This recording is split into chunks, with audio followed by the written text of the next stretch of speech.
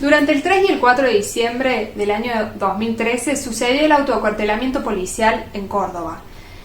Policías se acuartelaron en la sede del CAP 5, que el CAP acá es el Comando de Acción Preventiva, es decir, la patrulla de automóviles y camionetas de Córdoba Capital.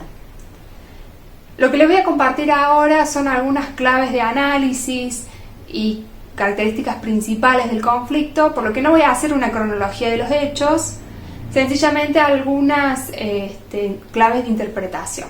Para ello, primero entender que el año 2013 fue un año complejo en Córdoba y significó una gran crisis policial, una crisis político-policial podríamos decir, en donde hay una alta labilidad institucional, hay muchos cambios en la cúpula policial y en el gobierno de la provincia, a raíz de una serie de escándalos, ¿sí? Principalmente dos.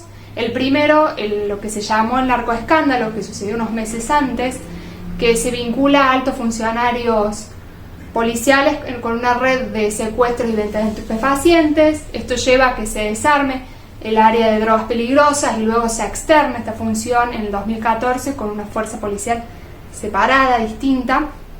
Y luego, el segundo escándalo vinculó al ex jefe de policía con la compra irregular de repuestos de automóviles. Esto generó una crisis de legitimación, de legitimidad de los funcionarios policiales en todas las escalas, no solo con estos funcionarios que estuvieron estrechamente vinculados, porque además tuvo mucha repercusión mediática. Y paralelamente venía sucediendo en Córdoba marchas muy multitudinarias de ciudadanos y ciudadanas que reclamaban cambios en el accionar policial a raíz del uso del Código de Faltas, ahora derogado, que a través de la figura del merodeo permitía numerosas detenciones arbitrarias, especialmente a jóvenes, varones de sectores populares, ¿sí? Este contexto, este escenario, es en donde sucede y termina estallando el conflicto policial en el paro y la protesta de diciembre del 2013. Hay que tener en cuenta que estas crisis dan lugar a muchos recambios en las cúpulas policiales y también en el gobierno de la seguridad. Entonces tenés una institucionalidad muy lábil y en movimiento. Entonces es muy difícil por allí canalizar reclamos y malestares de los y las policías, especialmente los que se ubican más en las bases. ¿Y quiénes son los que protestaron en el 2013? Hay que hacer como una salvedad antes de llegar al acuartelamiento en el CAP, que con anterioridad, por lo menos durante todo noviembre, son esposas y algunas mujeres familiares de policías quienes realizan muchas manifestaciones, varias protestas, cortes de calle, cerraban el paso de la salida de guardia de infantería o de la oficina donde van a cargar nafta, los móviles policiales, en protesta y en reclamo de las malas condiciones laborales. Esto es muy común en los conflictos policiales, como ya van a ver quizá en otros videos, que como no se puede, los policías no pueden realizar reclamos ellos formalmente, no pueden hacer paros, huelgas, son familiares y mujeres quienes los encabezan, quienes van a hablar con los jefes de policía, quienes piden hablar con los gobernadores para solicitar esta lista de petitorios. Entonces ya durante el mes anterior había un gran movimiento de estas mujeres que hablaban con los medios, realizaban muchos reclamos, pero no tenían, digamos, una respuesta contundente ni de la jefatura policial ni del gobierno de la provincia. Ahora, ¿quiénes son los que efectivamente realizan el acuartelamiento? Y para responder esta pregunta hay que ver cuál fue el disparador del conflicto, esa gota que rebalsó el vaso y que no significa que es la causante principal del paro, pero sí es una ficha muy importante a entender. Y que todos los actores intervinientes señalan como un factor esencial. Es la quita o reducción de la chispa. ¿Qué es la chispa? La chispa era un pago en negro informal, en mano, que se daba a los policías que realizaban adicionales en espectáculos públicos. Es decir, esa noche, cuando iban a un baile o a un boliche, se le pagaba luego, diferido, en blanco, el adicional a través del sueldo, y en mano se le daba un monto similar. Entonces significaba duplicar, digamos, el valor lo que ganaban en cada adicional. Y eso el gobierno de la provincia decide quitarlo o reducirlo en pos de lograr una mayor transparencia en la institución policial, dado que habíamos tenido hechos resonantes de corrupción. Esto impacta significativamente en los bolsillos y en los salarios de los oficiales menos antiguos y los suboficiales, o sea, el personal que mayormente se dedica a realizar adicionales y complementa su sueldo, su salario, con estos trabajos. Son estos los policías que efectivamente se reúnen el 2 de diciembre a la noche en un estacionamiento y empiezan a arengar, llevar adelante alguna protesta más significativa, dado que las protestas que realizaban las esposas no habían sido escuchadas y no tenían respuesta. De allí que van y se acuartelan en la sede del CAP 5. Allí, tanto las esposas como un abogado, Ortiz Pellegrini, son los voceros del conflicto, quienes negocian, muestran un petitorio de 13 puntos y hablan con los jefes de policía y también con el gobierno provincial para desactivar el conflicto. Ahora, ¿por qué paraban? Bueno, más o menos ya lo fuimos contestando. El conflicto básicamente era salarial en esta instancia y se incluían en ese petitorio varios puntos, entre ellos la entrega de uniformes, la posibilidad de tener créditos blandos para viviendas, las condiciones edilicias, las condiciones de las comisarías, las largas jornadas de trabajo, la falta de equipamiento, bueno, toda una serie de reclamos de condiciones laborales, pero lo central era el salario, y lo central era que habían sido, digamos, reducidos significativamente sus ingresos debido a la reducción de la chispa, y algunos otros también ajustes en la escala salarial. Ahora, ¿por qué diciembre de 2013 es tan importante? Es un hecho único, es tan significativo para que hoy, luego de más de 6 años, estemos todavía recordando y analizando estos hechos. Bueno, hay varios factores que le dan la importancia de este paro policial. El primero es la la alta conflictividad que desató durante el 3 y el 4 de diciembre en las calles cordobesas. Durante esos días, esas 2 jornadas, hubo numerosos saqueos a comercios de distinto tamaño, hubo varios muertos, barricadas en la calle, linchamientos. Se desató una conflictividad social que muchos no pensábamos que podía suceder cuando la policía se retiró de patrullar las calles. Ahí les recomiendo el documental La Hora del Lobo, que retrata crudamente lo que sucedió, y bueno, no es el eje de esta charla, pero eso fue muy importante porque en otras protestas policiales no había sucedido, no fueron acompañadas por este nivel de estallido social o conflictividad que le dio mayor gravedad al conflicto policial. En segundo lugar, esta protesta tuvo un efecto dominó o efecto contagio que empezó en Córdoba, pero también tuvo otras protestas, desencadenó otras protestas en otras provincias.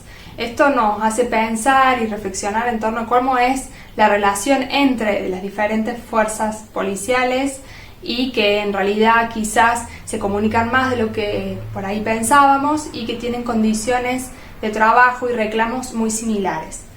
Y finalmente, y en tercer lugar, señalar que esta protesta del 2013 es importante estudiarla porque significó una ruptura en la cadena de mando. Esto implica que los Juanes, que es como se les dice acá a los suboficiales de menor rango, desacataron las órdenes de los superiores que los instaban y los comandaban a presentarse en sus puestos de trabajo y patrullar la ciudad que estaba en caos, si vivía un caos. Esta desobediencia no es menor en el marco de una institución como la policial. La policía es una institución verticalista, arreglada, con normas de mando y acatamiento muy íntimas al funcionamiento de la lógica institucional. Tiene características militarizadas, y una ruptura en la cadena de mando es un cimbronazo significativo para la institución y es una mella, una marca que queda, digamos. Esto no se resolvió ni el 4 de diciembre, ni el 5 de diciembre, ni el 31 de diciembre del 2013. Es algo que queda marcado y es importante como sociedad, como académicos, reflexionar en torno a estas protestas, la del 2013 y las otras, para pensar colectivamente formas democráticas, formas diferentes, alternativas para tramitar y gestionar los conflictos que existen y existen cotidianamente al interior de las fuerzas policiales, la cordobesa y las otras.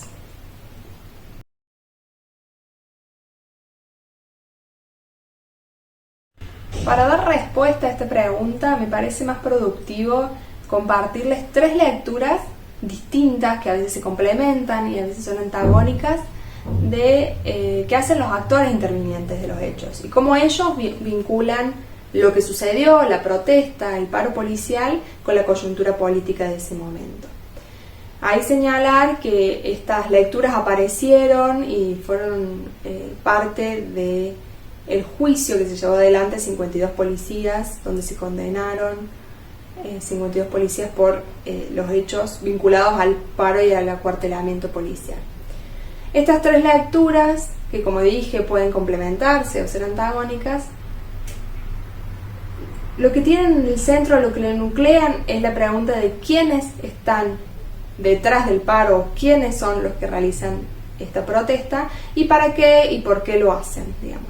La primera lectura, que podría decirse de los protagonistas o del policía a pie, señala que era inevitable el conflicto, que la situación ya no daba para más, que el nivel de explotación y de vulneración de los derechos de los policías, especialmente de calle, era extremo, que no tenían respuesta y no les quedaba otra opción que realizar la protesta. Esta lectura, que parece sencilla y llana, no lo es, porque los sujetos policiales, como ya muchos autores señalaron, y a partir de la idea del Estado policial, se autoperciben como políticos y muy lejanos de reclamos salariales, sindicales, laborales. Entonces, que estos agentes y funcionarios policiales logren verse a sí mismos con derecho y que logren organizarse es un cambio significativo a lo que es el cotidiano en la institución policial. La segunda lectura es la que se le dio por ahí de nombre La Mano Azul, que lo que interpreta o entiende del conflicto del 2013 es una puja intestina al interior de la institución policial. Como les decía, había cambios en la cúpula luego de un periodo de mucha estabilidad en las jefaturas policiales. Ya antes de diciembre hubo 2 jefes de policía distintos y luego del conflicto de 2013 se vuelve a cambiar el jefe de policía. Entonces, esta lectura señala que había facciones dentro de la institución policial en disputa por acceder al poder. Todavía no se había asentado la jefatura de ese momento y se plantean no solo peleas entre nombres, digamos, entre personas o grupos específicos, sino entre maneras y modelos de entender el policiamiento. Y la tercera lectura habla de una mano negra, que había intereses políticos más profundos detrás del conflicto policial. Esto introduce y circunscribe el paro de la policía en el marco de una disputa entre el gobierno nacional y el gobierno provincial, es decir, entre Cristina Fernández y el gobernador de la Sota. En ese marco y con esas disputas se leen y se interpretan los hechos y la escalada de conflictividad que sucedió en diciembre de 2013. Sin embargo, y a pesar de estas 3 lecturas, digamos, que podemos encontrar entre los actores que participaron de los hechos, lo que nos interesa a nosotros es pensar y replantearnos cuál es la posición en el campo político de los y las policías, porque obviamente no nos podemos quedar con la visión del Estado policial como una policía solo como un brazo auxiliar de la ley y de la política, sino que vemos que la policía y los policías, tanto como instituciones como sujetos, intervienen y participan del campo político local.